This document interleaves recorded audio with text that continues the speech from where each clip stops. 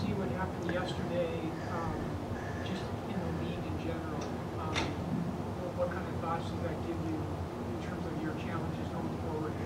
Yeah, what I saw was anybody can beat anybody in this league. There isn't, I don't think, a great team.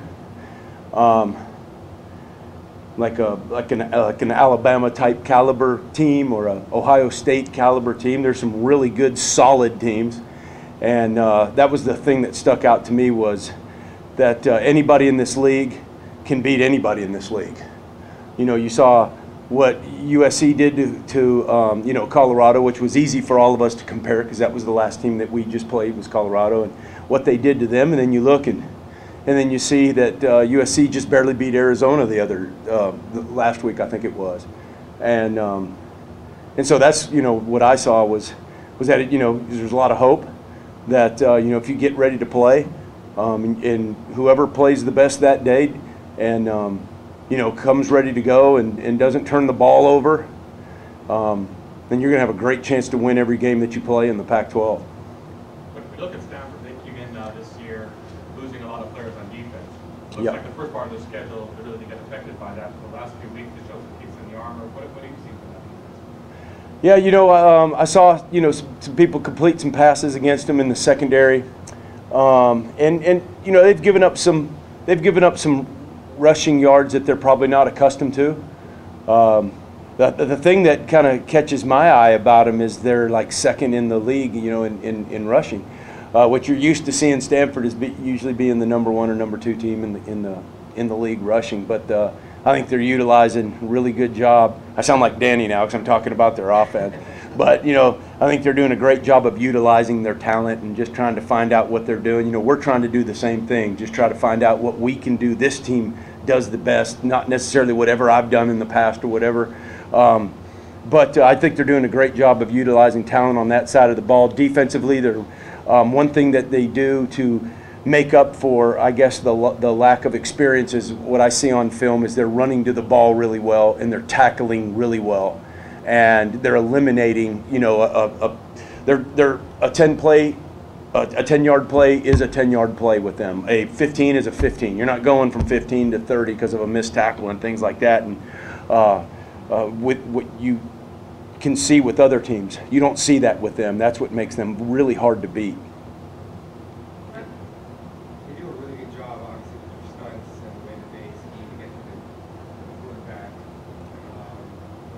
What are some of the challenges with that, the way that you guys do? Yeah, they always seem to get a hit on the quarterback. That's one of their big deals, is to affect the quarterback, even though they may not stop him from throwing the ball or get there in time for the sack. They're trying to affect the guy with hits, and they want that to accumulate over a game. And then you look around the league and you see different quarterbacks and how they respond to getting hit. Some respond completely different than others. And so that's one of the biggest challenges. They twist a lot. They get there. They touch your quarterback. They affect your quarterback. And so, you just got to try to minimize, obviously, the times you're in 3rd and long, so you don't put your quarterback and your offensive line in that situation. And you try to really hope that you can do some good damage on 1st down, so you're not in those 3rd and longs. I think that's the best way to try to eliminate that. How important is it to establish the run? I understand what you're saying. It's obviously, if you can run, it certainly makes everything easier. The thing about establishing the run is, you kind of got to wait and get in the game and see how the flow of the game is going. So if your defense is, keeping them off the scoreboard, it's easier to just continue with that game plan and go, okay, all right, let's go. They don't, they're not scoring, so us trying to force the run a little bit more is easier. You don't have to pay for it as much, So I think it's important. But if they're scoring, or you get in the Michigan State game like we were in, and after a while you go, you know what? Every time I hand the ball off on 1st and 10, it's 2nd and 9. I'm tired of doing this. Let's go to something else. So, like I said, it's a lot easier, though, when you can establish that run and you can mix it up, be about 50-50 on 1st down, play action pass, bootlegs, run the ball. that's a good flow. You know, that's what you want going into the game. That's what you want to do. What about the bye week and having this extra time to look at Stanford and then not being on the road versus being here? A lot of things lean in your favor in that regard. Yeah, absolutely. I think it's always good to just sit back and reflect. You know, what are you doing good? What are you doing bad? When you're in the middle of the season and you don't have time, and the cycle just goes one after another, one after another, one after another. Sometimes you guys will have a better perspective than we do as coaches. You'll look up and you guys will be like, "Hey, man, this guy hadn't touched the ball." But wow, yeah, you're right. You know, so because sometimes you can't see the forest for the trees, and you can get in that. The walls start to close down a little bit, you know, when you get in that season. So it's great to sit back, you know, and I went back and I watched our third downs and I watched the patterns of what's going on, and I got a chance to watch all the different formations and where we're lining up and are we giving things away and stuff like that. So yeah, it come at a perfect time too, especially with our health on our team. What about the third quarter goals? You know, it's kind of weird. I really don't have an answer for that, you know. Teams have done a really good job against us. We've had a lot of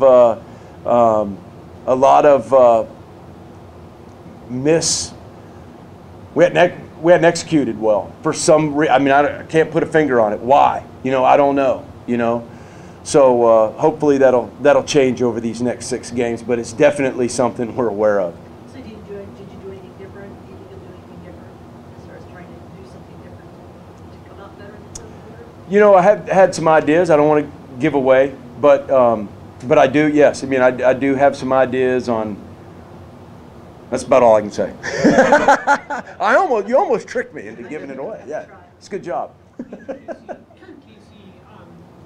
obviously the connection with Stanford this week, but can you just talk about what he's brought to ASU?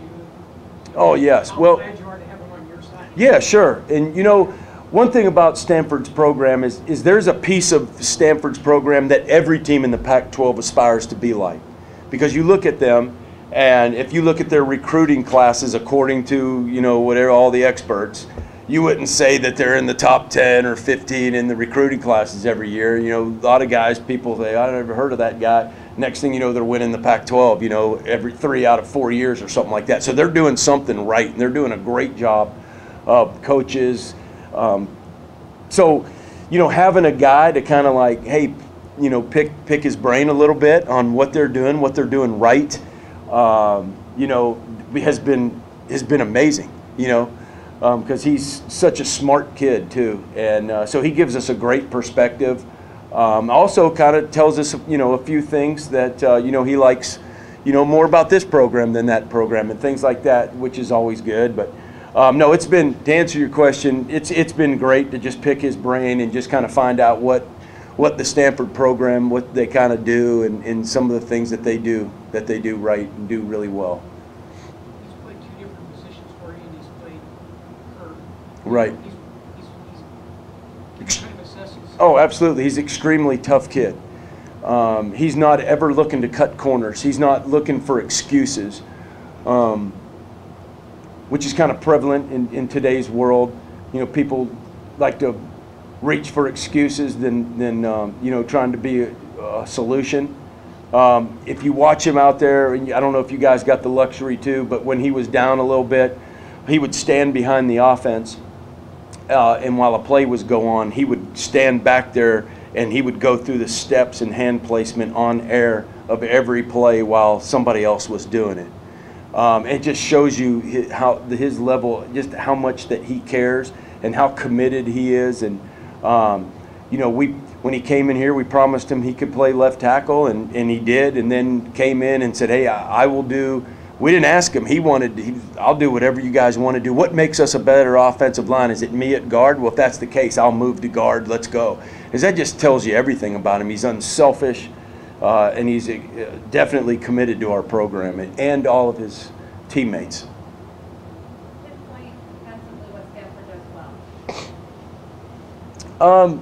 You know, they're usually never out of place. You know, even when you play with tempo, they're smart. They get lined up fast. They get lined up in the right places. They put pressure on you to throw the ball on the other side of them. You know, so they like to play football in what I call a 12-yard box, which is hard. You know, you always like to face the teams that, you know, they fear your passing game and back up, but they don't. So they just kind of like absorb you, and they make you operate within a 12-yard, 15-yard structure, and they don't back up. All right, so you know you got to execute it at a high level in that 15-yard box, and then you got to find a way to get the ball on the other side of them. And then when you do that, though, you know, like we just talked about, they do a great job of getting pressure on your quarterback. So, you know, you got to take your shots, max it up, you know, and try to do a good job with your shots. That's good? All right, thanks. All right, yep, thanks. Rob.